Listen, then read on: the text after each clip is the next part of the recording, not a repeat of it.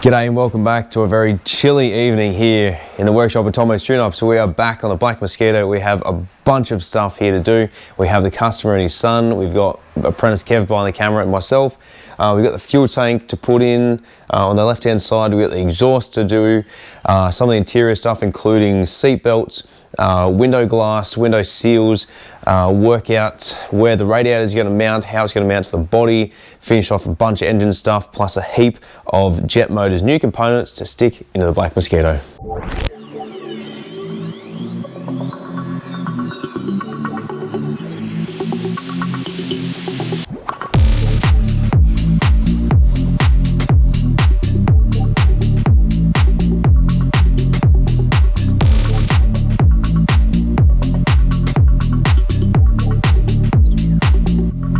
Alright, so we've got Kev over here. We're going to start by mounting the fuel tank in the back of the car. Turns out the customer, what a dingus, forgot to bring the glass, so we're not going to be installing that today, but we can do the seals.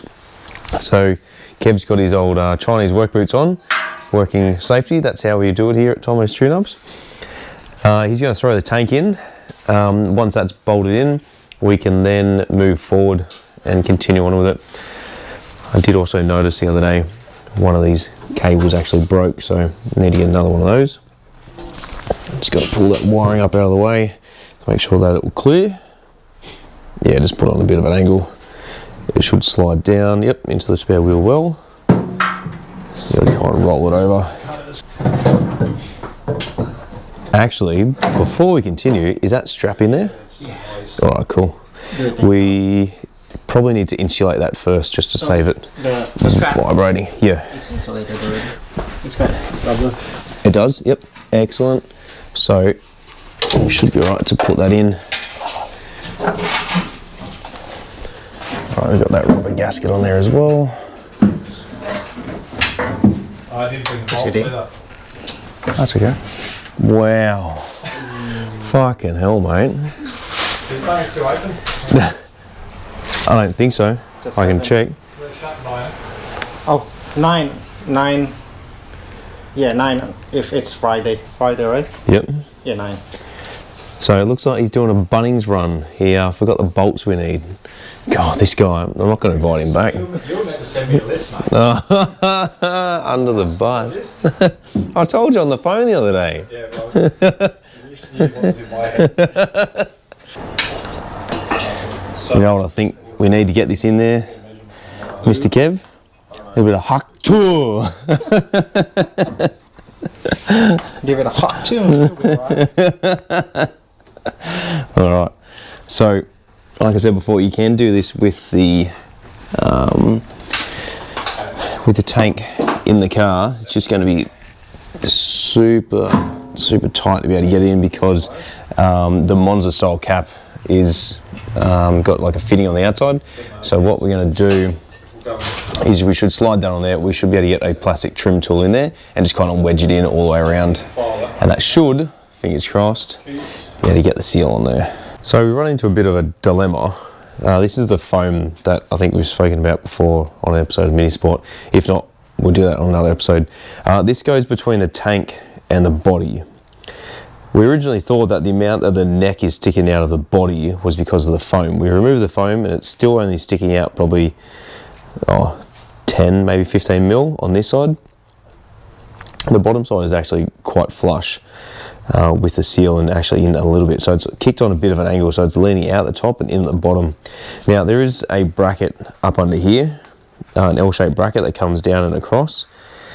We have bent that up, and down here it's actually touching on the floor. Now we can't actually get it in any further than what it currently is.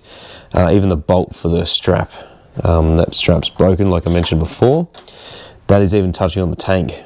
So the customer's just stuck out to Bunnings to grab a couple of parts for it. I'm really just concerned that his little Monza style cap that he's got, that ring just pushes on there, and then it's got a cap that he just screws on with a little flap, I believe. I'm just concerned that once we strap it down, he may not be able to fit this, although that being brass or something rather soft, that'll probably go on there quite easily. You can still run it, but run the risk of damaging the outer rubber on the vehicle by fitting this ring. So wait till he gets back and hopefully we can get an answer from him.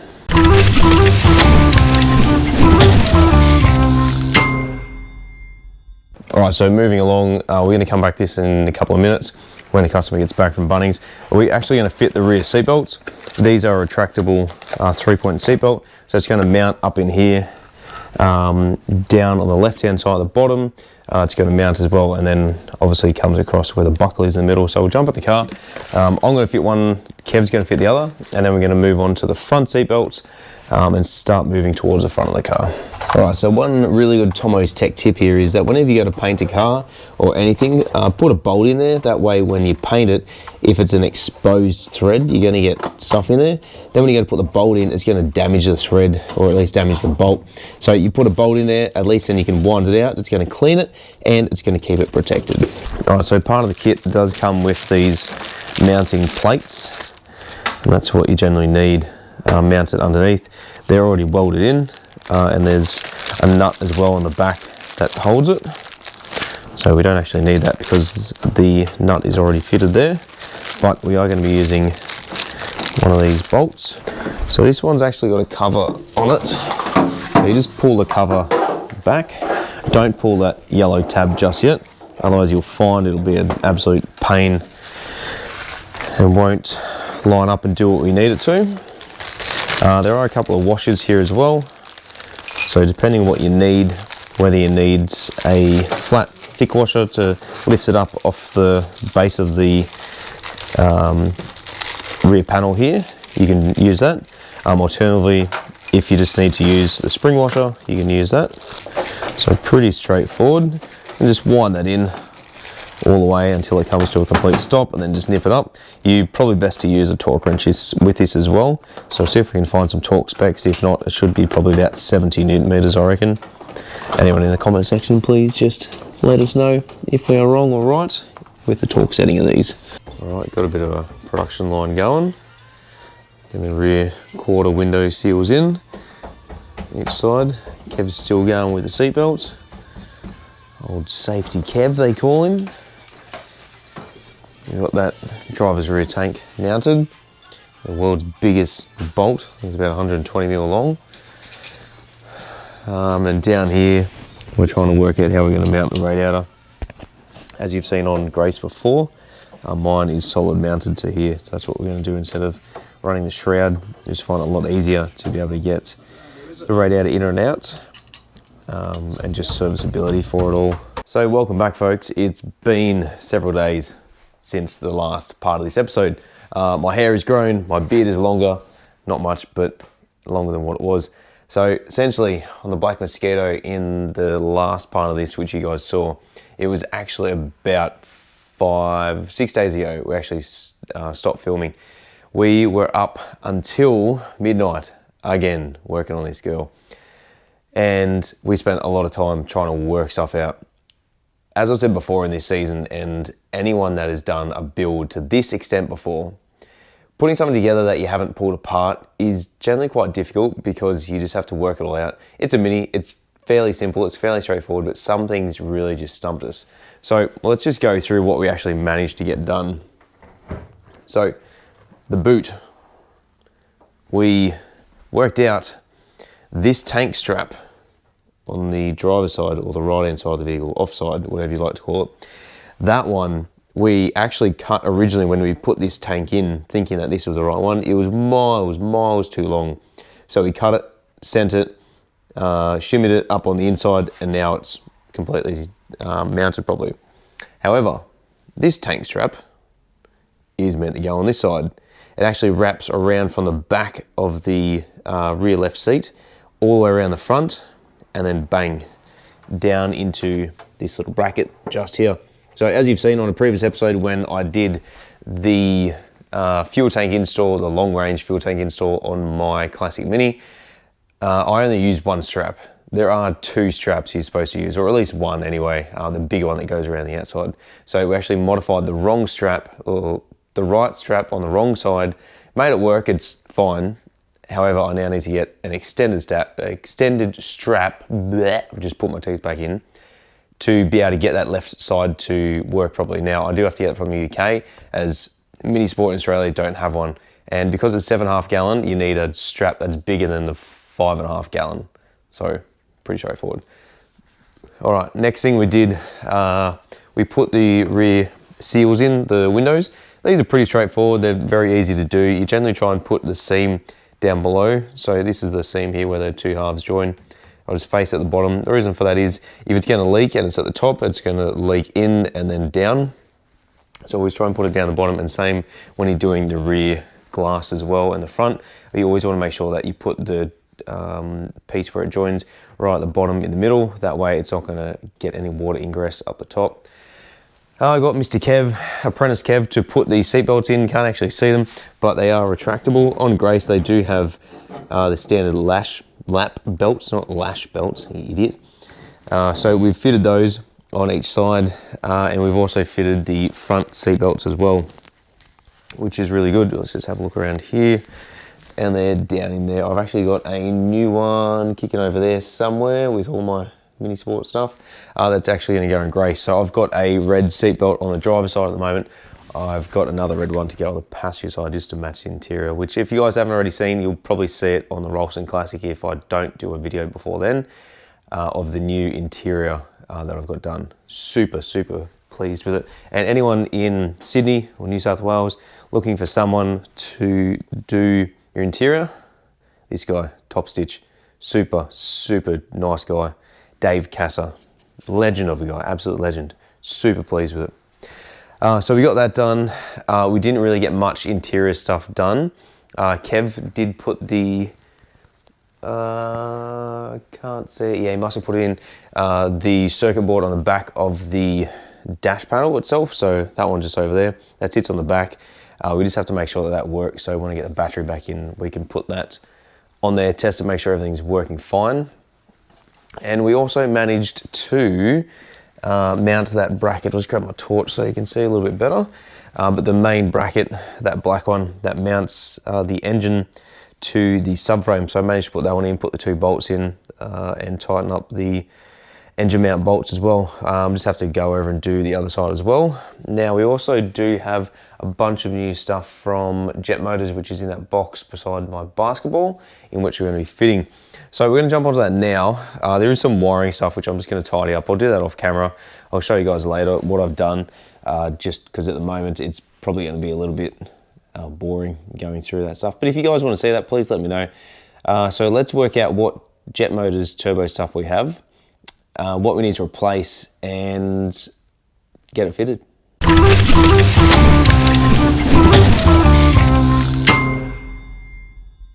Probably also wondering, what is this gearbox? What is it out of? It's out of that rod change that we have outside at the moment, which I'm not going to open the door. But this gearbox is getting rebuilt. There's a few things that are worn in it. For instance, the selector fork, it's got way too much movement, so we're going to tighten that up. Got a bunch of stuff, but that's on another episode. So let's not worry about that, but let's worry about fixing this Black Mosquito. All right, so Jeremy from Jet Motors in the States sent these over to the customer. He went back and actually watched a previous video that I'd done and just wanted to know a few things about the car and the engine that we've actually fitted. So we got a new intake pipe, so we might as well just pull one thing at a time out. Hectic dosed valve. That's going to be cool. What does it say? Blow off valve. Sequential blow off valve. Sexy piece of equipment. All right, so we're going to start the turbo and work our way forward. So essentially, this is going to run from the turbocharger itself into the plenum box. So I was actually just going to pull out one thing at a time and then hope that what I've got out and just fit them one at a time, should I say, should have worked, but unfortunately that was not going to be the case. You see the clear difference between that air filter and this one. It is bigger, that's for sure. Yeah, it's much bigger. Not hugely, but it's big enough, I guess. So that's a K&N air filter. They are a serviceable filter, so you can buy equipment to clean and adjust them. Sorry, clean and re-oil them. We have the new replacement plenum, so it no longer needs that massive box that we had there. I'll show you guys in a sec what it looks like. But that just pretty much bolts to the inlet manifold. So we're going to throw that on. So much bubble wrap here. Looks like we've got a ignition coil as well. Not sure why we've got a new one, but we do. We did check the part numbers before, 60104, 60130. Okay, yeah, so this one might be a better unit for it. Just really depends. It does have positive and negative as well, so we're going to wire that up the same way, which we'll run through how to do. It's the same as any other coil, really. It's just probably a high discharge one. If anyone knows anything about these Petronics performance products, please let me know in the comments below. And last thing, we got a new distributor. Oh, that's right. So what happened with the original distributor, apparently someone had dropped it. I'm not sure who that was, but they had dropped it and the customer went to go pick it up and they were just kind of shimmying everything back into a box. And the customer was like, what the hell is this? What have you done? Oh, nothing, we're just looking. And it was damaged. And the guy that built the engine apparently tested it and said, yeah, like it is no good. It doesn't do what it's meant to. So what that means internally, I'm not entirely sure. I could probably pull it out and figure it out. But this is, yeah, the Petronics flamethrower distributor.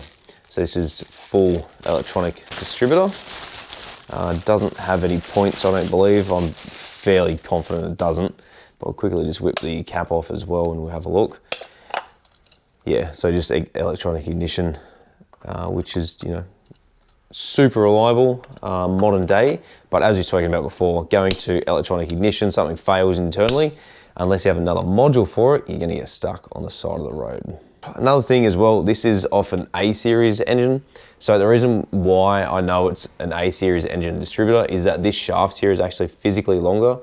So on an A+ engine, this is a lot shorter and it has a clamper that goes along here and clamps it. On an A-series, it has the longer shaft here. So there are two differences. I haven't spoken about these yet in an episode of Minisport, but that is a clear difference between them. And you can generally tell just by looking at how the distributor mounts to the block as to whether it's an A+ or just a standard A-series. So let's start with the intake pipe. We'll mount the plenum chamber to the back of the inlet manifold and then plumb it backwards and work from there. We do have new gaskets which they haven't been used, so that'll be fine. We can just bolt those on. We've been sitting there, but they haven't actually been tightened, so there's no issue with that. We also need to tighten up these head studs as well. Sorry, head bolts, nuts, should I say, get it right. I'll tighten those up. And I've got the dipstick in there as well, which I found the other day. I just want to check to see if it's got any oil in it, because I haven't actually determined if it has. Yeah, it's got some oil. So it's worthwhile keeping oil in an engine just to make sure that everything is lubricated correctly. Even though you're not starting it, it's worthwhile just having something in there just to make sure that you get everything moving around. Any sort of movement you can get through the engine after building it and it's just going to be sitting for a while, the better it's going to be, just to keep everything lubricated and functional. Otherwise, you leave it in there, it's dry, it dries out and it wears the bearings. If they're not covered in oil, then they're going to be likely doing damage. All right, so first thing we're going to do is just remove these nuts that held on the original plenum box, and then the washers as well, and then we're just going to fit the new plenum replacement. So this is super easy to do with the bonnet off the car, and if anyone out there has ever attempted to work on a Mini before, and I'm sure majority of you probably have, you know how difficult this sort of stuff can be when the bonnet's on and you know you're running a turbo setup and there's all this jazz sitting up behind the firewall. So it's worthwhile, whenever you get the chance, in my opinion, take your bonnet off. So these studs are fairly tight, which is good. So we grab the new plenum, but there's our problem. So this has 2 bolt holes, and as you can see, there's clearly twice him out there. So, oh, the gift that keeps on giving. All right, so for those of you playing along at home, probably would have realized that I goofed up. And how I goofed up was that the carby needed to go on. Now, we've actually run into another problem. The problem being that unless we pull these studs out, yeah, they're super tight to get out, the carby is not going to go on there. Why? Because it is too big to be able to fit in this space, so where the hole is in the firewall. So essentially, that is as far down as it could comfortably go. Even if I try and squeeze in there, it's not going to go. All right, so we have a couple of options here. I can either take the manifold off, put it all on as one, which would probably be an easy idea to do. Or 2, see if I can take the studs out and maybe wind them back in once the carby's in. Maybe let's try that one to begin with and see. Oh, there we go. Yeah, that one's loose. So is that one? Oh, sweet, they're all loose. Okay, that might actually work. If I just unwind these, then hopefully we can slide it all on, realign the studs, put the studs in at the same time as the carby, and then fingers crossed we can get it on there properly. It's worthwhile noting as well, make sure you always use new gaskets. These are still brand new. They haven't been used, they've only been fitted. It's not like they've been tightened and run on anything. So the gasket needs to go on either side of that plate. I've just got the carby here. Can't really see, but I'm just feeding up the studs through it. They are 2 different lengths as well with the studs where the nuts go through. So it's worthwhile knowing that the coarse thread goes inside the manifold and the fine thread goes on the opposite side towards the carby. And that way you'll ensure that when you go to tighten up, you're not going to have any problems cross-threading stuff and sitting there for an hour and a half trying to work out why it's not going in. Fingers crossed. Good thing we have the adjustable steady bar for this thing, because otherwise I don't know how successful I could be putting this in. All right, I've just been fiddling with this for about 10 minutes. I'm unable to get it in no matter what I try. Essentially, it's just touching the back of the carby on this last stud. If I didn't have that stud in there, it'd probably be okay. I could probably trim the stud down, or I could even just replace it with a bolt, which might be a better option to do. But I'd really just have to see how much room we're going to have once we put it in, because at the moment it is being super frustrating. Something so simple is becoming so hard. It's not hard, it's just annoying trying to put a square peg into a round hole, I guess. Right, so I've actually cheated and I've loosened off the manifold studs and then just pulled the manifold forward. So that's generally how it sits normally. I've just kind of wiggled it forward and pulled it out a bit, and that's just going to give us the clearance that we need to be able to get the carby on there. Just winding the studs back in, and then we'll be right to put the carby back on it. You can use the old 2-nut method on this, just using a pair of combination pliers just to help wind it in. It's not going to do any damage to it. Just being super gentle, and it is going fairly easy. It's just a little bit firm on the old fingers to be able to wind it in manually. All right, so now we just grab the carby, slide it on. It does have a washer on each of the studs that we need to put it on, and they are smaller nuts as well, so it is worthwhile noting to not use standard style ones, because you'll find it may not work. I believe on Grace I've got a set of bolts that actually hold it on compared to nuts, which isn't the end of the world as long as it's got a gasket and a clamping force. So now we just go through and work out how to get all these nuts on. Well, not work them out, but slowly just work them on, I guess, because it is just very, very tedious work.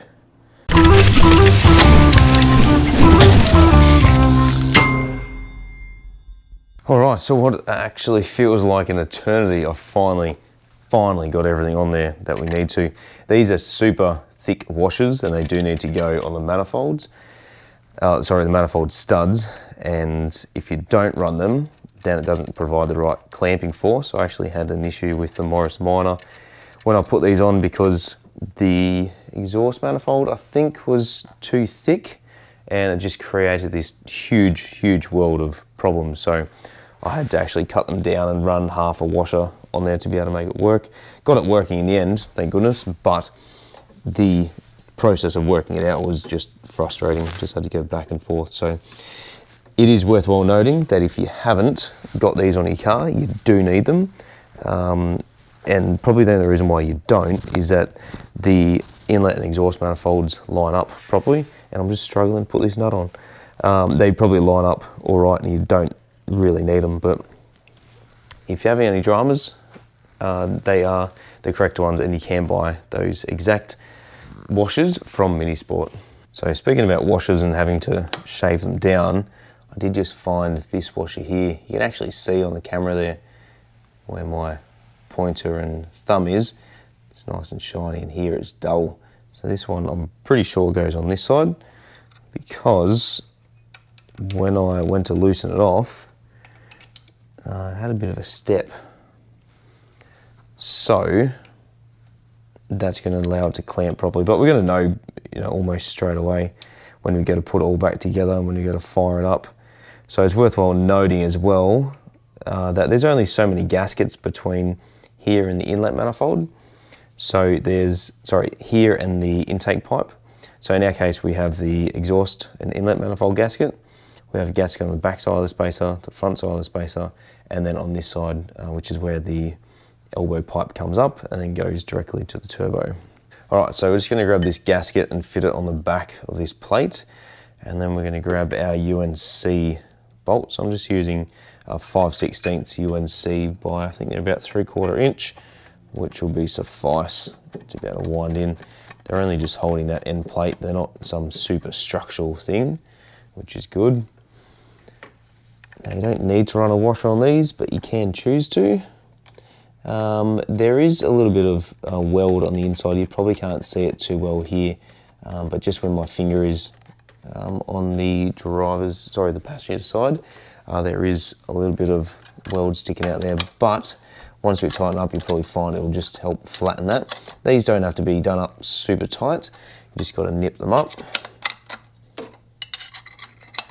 There are a couple of extra fittings as well, so depending on what you're running, whether you want to run a gauge off there, you might run like a boost controller, you might need to run something else off the back. I'll just grab the camera so you guys can see.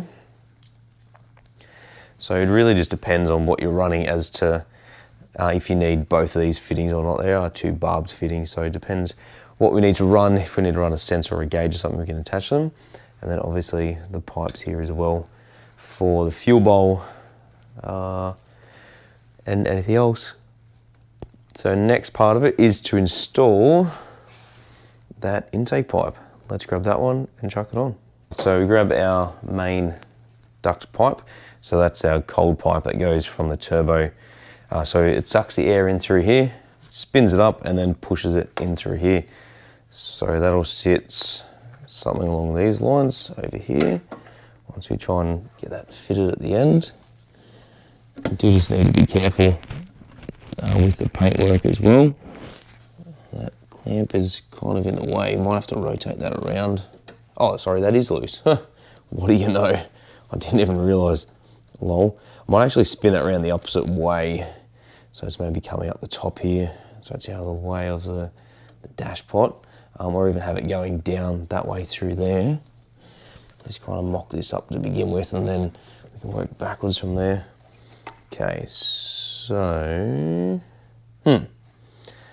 All right, looks like it needs to adjust as well. So the actual turbo itself needs to spin. There are 1, 2, 3, Okay, so 4 nuts. So once we loosen these 4 nuts, I'll just grab the camera so you guys can see. Once we loosen these along here, that whole face is going to be able to turn. So you can choose to turn this outlet that goes directly to this pipe wherever you need it to be. So depending on what application you're doing, a lot of turbos you can actually do this and reposition them. So we pretty much need to turn this about 90 degrees, lift this bit up so it's pretty much in line with here, and then it should be right to tighten them up and finish plumbing that pipe. So the last scene you saw was talking about the turbo setup. Essentially what I was thinking we need to do is turn this compressor housing, because that down pipe there, that actually needs to come up about 90 degrees so it comes to here. So this is a new pipe that was supplied from Jeremy at Jet Motors. Essentially that kit that he supplied us, let's just have a look at the original one, the old plenum box. Just avoid those. Anyone in the UK can comment, I'm sure you eat those, not too bad. So this is the plenum box, and they got rid of this setup originally. That was the original style that they had, and this is the new one. So it comes directly out of the back of the elbow piece that goes on the carby. I did actually forget to put the throttle cable piece in here, which I was going through a minute ago, which is over there somewhere. So I'm gonna have to pull all that back off and fit the piece in there. Anyway, I'll do that off camera, won't bore you with that. So essentially, this pipe now runs down through here. The compressor wheel needs to be turned 90 degrees to be able to allow it to give it the induction through here. However, the oil drain pipe, which is this one here, both hose clamps were loose, which is really concerning. So I removed the 2 bolts down here, which just go down there to the transfer case housing, which then obviously attaches this, which goes to the bottom of the turbo, and that's an oil feed, oil return. This is the oil feed at the top. There is actually a reducer as well that you need to use, because the fitting inside there originally is way too big and it will just flood the turbo and give it too much oil. So you actually have to reduce it, which is fine, it's already been fitted. So the drain pipe comes down from the compressor body, so this bit here where the impeller is underneath there. So directly underneath is a hole in which it drains directly down to there. But this is the issue we have. As you can see where the wastegate actuator is, so this one here, this is vacuum operated. So when excuse me, when you take your foot off the accelerator, it then creates a vacuum, which then opens it and releases the boost pressure inside the turbo to save it over boosting. This needs to be turned 90 degrees. So if we go to turn that, because that is connected down under there, it's not going to move. Even if it did move, there's a linkage that runs from the wastegate, which is under there, to the wastegate actuator just here. So that is not going to work whatsoever. Now, not sure if you can really see, but that is actually part of the turbo itself. Because of that, that's not going to work. That is not going to be able to sit 90 degrees where it currently is. In the Jet Motors description, which I watched online, it said that you can actually cut that tab off. So where it actually sits under there, you can just trim it along there, get rid of that bracket altogether. Turns 90 degrees, that's fine. However, the actuator needs to relocate 90 degrees, which will sit at about the 9 o'clock position currently where it is, and then it folds under. And it comes with a little bracket. Now, I've searched high and low through all the customer stuff, and I can't find the bracket. It wouldn't really be something hard to manufacture. I could probably take the housing off to be able to fabricate something up for it. Oh, and which the only way I could turn the housing was to loosen off the 4 bolts which hold it on. So there's one at 12, 3, 6 and 9. So 9, 12 and 3 were quite easy. Number 6 you can't exactly see, but down under there is the 4th bolt. The only way I could get rid of that or remove it is to loosen off the oil drain pipe and then actually move it off to the side so I can gain access. So where my finger is now, I know it's very hard to see, I'm sorry, but where my finger is now is the other bolt, and then that's what enables the compressor housing to move. So moving forward from here, what do we need to do? We need to find that bracket, or at least make one. I need to take that compressor housing off, modify it, and then work out a bracket with probably 3mm thick steel to be able to mount the wastegate actuator so it still sits in the same spot, because otherwise if it's twisted, it's not going to be able to actuate it properly, which is then going to cause issues down the track. So in the meantime, between now and the next episode when I do all that stuff, I'm probably going to finish up some of this wiring. I've finished wiring up the headlights so they are working well. There's actually an LED in there now, you might just be able to see it in there. So they work, which is great. That's the wire I need to finish running, and same with this. They need to get wired up to here. That's just the park light circuit. So these globes, even though they are double filament, we're going to get ones that are just a single filament, or at least leave it in there and only rig up the indicators to the brighter lights in here. So it's the same as a stoplight globe and a tail light. So the tail light will be dull, the stoplight will be bright. In this case, the indicator is bright and the park light is dull. So we're going to work that out. And then the radiator. So the customer, when he was here the other day, which has actually been probably about a month between that last shot and now, we started working on the radiator, but it was getting to literally 11:30 at night, and I pulled the pin and said, no, let's go. He ended up coming back on the weekend, which was really great, and we were up till midnight again, and he got the rear windows in, so I'm not sure if you can see. You can just see them there, which is great. We got the rear tank in on the rear left, so the passenger side, or the original one anyway.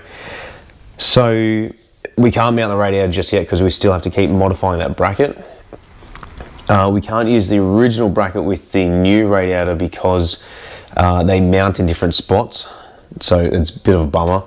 And also the outlet as well for the pipe, the bottom radiator pipe, where it comes out of the radiator, it kicks too much on an angle, which then it doesn't enable it to attach, which then results in the outlet. Sorry, I'll just put this torch here so you can see.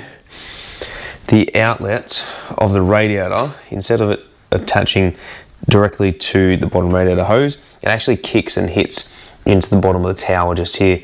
So we need to space it out quite a lot to be able to get that to attach, but even that pipe is going to have to be pulled quite a far away to be able to attach to the radiator. So that's another issue. But then we also need to be aware of the fan as well that attaches to here. So there's a heap of stuff on this in which is hard. It's not hard, it's just very, very tedious work, and so far we have spent so many hours on this to be able to get to where it is. So to be able to justify that, it is quite hard, especially when you make little progress and you spend a lot of time fiddling with things. So off camera, I'm going to put in the new flamethrower ignition coil, so that one just down there. They've got a new distributor which I'm going to rig up as well. I'm going to finish off that wiring at the front, finish off the headlights, put the rings back on, probably mount the oil cooler, which I've done in another episode. If you haven't already, make sure you check it out. Probably put the grille on as well, because there's the grille down there for the front, and then work on how I'm going to work that out with the turbo housing as well. There might be a bracket here, I'm pretty sure. I've gone through everything behind me, but I just cannot for the life of me find it. So it kind of sucks, but here's what it is. So fun and games, and this is a fun bit of playing with modified cars and having to work it out, especially when you need to pull it apart. But it's half the fun as well of what we do. So the 1330 Mark III Mini as well, just quickly before we go, that is currently still getting machined. Hopefully I should see that back next week, but we'll see. Hopefully by the time you see this, we have done the Rollston Classic. If not, it's coming up in just under a month. So we've only got about 3 weeks left before that, and I want to try and get that on the road, but we'll see what happens. I'm not going to make any promises we can't keep. So that's it. That's it for this episode. It is coming along. We have done quite a lot in the last couple of weeks. But yeah, it's just slow, tedious work. So until next time, thanks very much for watching. Any advice, hints, tips, please leave it in the comment section below. Make sure you hit that like button as well. It really helps with my analytics and help grow the channel. And if you ever want to, please just reach out via Instagram and just send me a message. I'm more than happy to reach out and help with people and talk to you as well. So thanks very much for watching, and stay COVID safe. We'll see you on the next episode of Tomo's Tune-Ups.